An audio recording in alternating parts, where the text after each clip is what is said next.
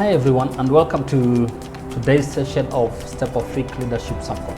And my name is Coach Gilbert. We've been going through a series entitled Put Your Dream to the Test. And my intention here is just to walk you through some 10 critical steps that will help you see your dream and seize your dream. And the last few episodes we've been going through a number of tests. The first one was ownership. You're asking you whether is it you who is owning your dream, or is it a dream that has been implanted with you from your parents or your friends and so on. And number 2 is the clarity, whether you can be able to see your dream and put it in writing. And number 3 was the reality, whether it's something that is real and it's something that is achievable, or it's just something that is an illusion, a fantasy around it. Then we also looked at passion, whether it's something that you will really pursue regardless of whatever it takes and whatever challenges that you face for you to be able to really pursue your dream to fruition. And today we want to talk about 2 more tests, and we'll start with the pathway. And the pathway question here is, do I have a strategy to reach my dream? And I just want to just share with you that there is no magic power in having a dream.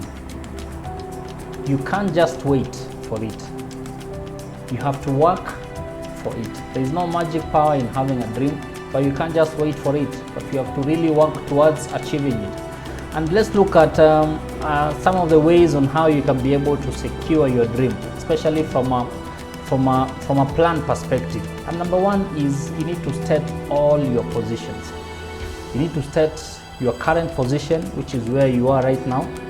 And number 2 is you need to state your future position. What will my dream look like when I've achieved it?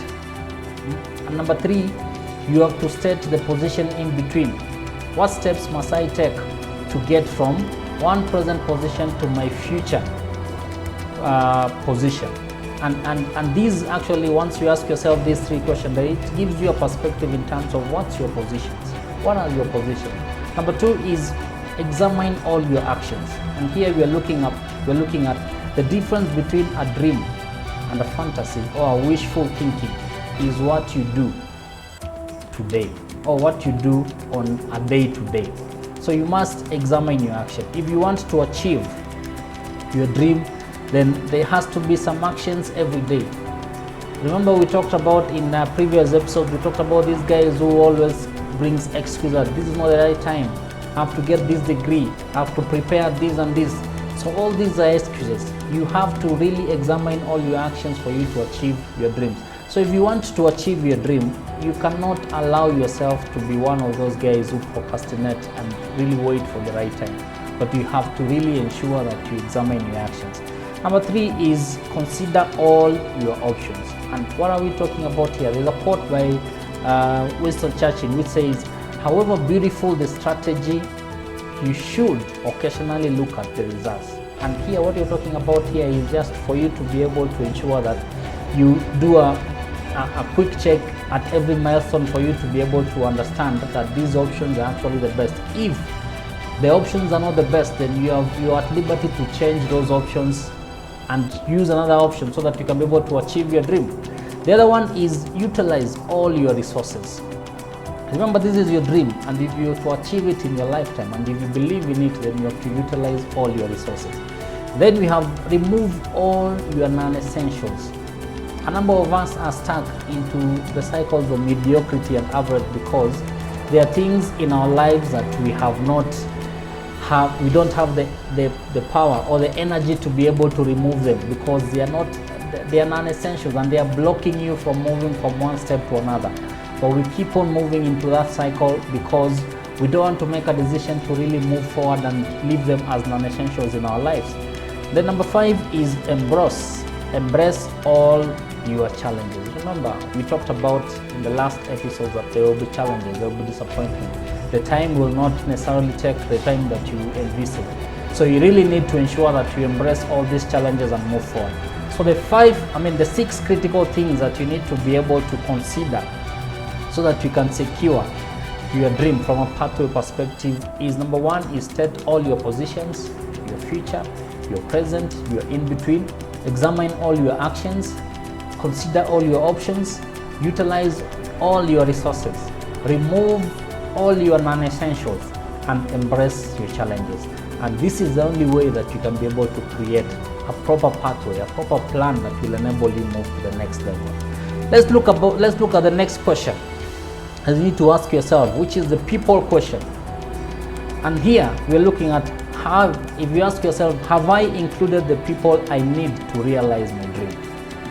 There's a quote again by Andrew Carnegie, which says, it marks a big step in your development when you come to realize that other people can help you do a better job than you can do.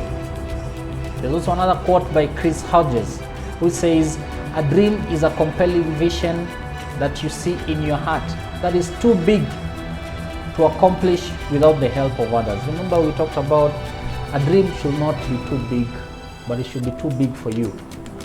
So if a dream is not too big for you, then you need to start evaluating it. So let's move to why is it important to have people?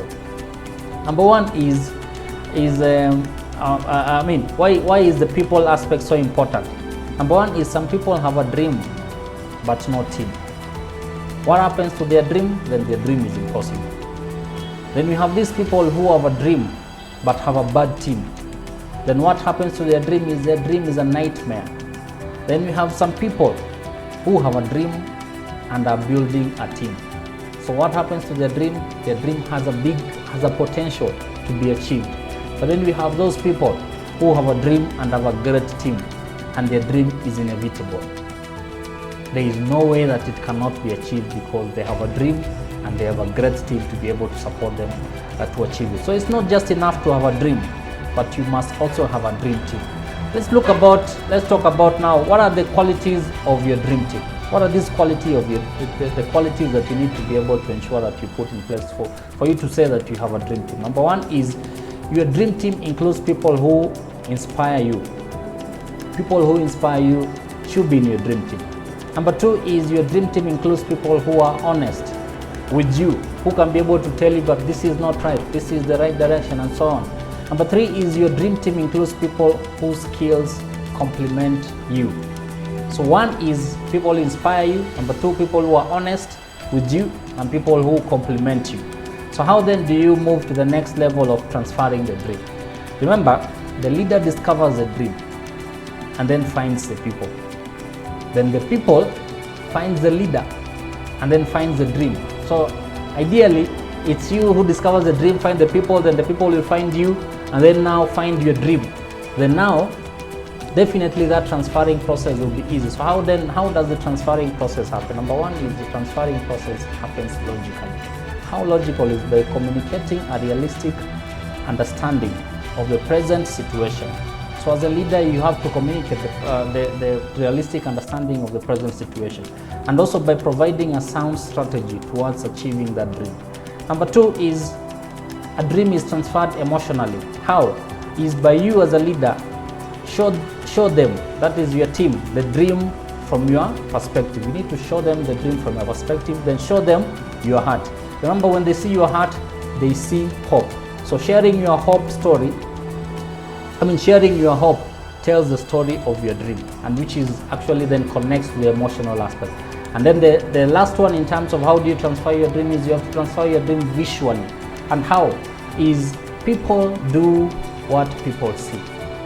So if your team doesn't see you doing the things that needs to be done, so that then you can be able to achieve the dream, then they won't be able to do the things that you need them to do to be able to achieve the dream. So those are the two critical questions that you need to ask yourself about the people. Have I included the people I need to realize my dream?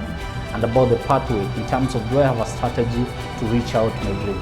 So I want to leave you today with those two critical questions for you to ask yourself. And next session, we'll be able to look at the next questions that are in this series of putting your dream to the test. So subscribe to my channel, follow me for this series and many more series that are coming up. And I hope you'll be able to challenge yourself to live and seize a dream that that is in your head, that you visualize, that you want to achieve within your lifetime. Thank you very much, and see you in the next sessions.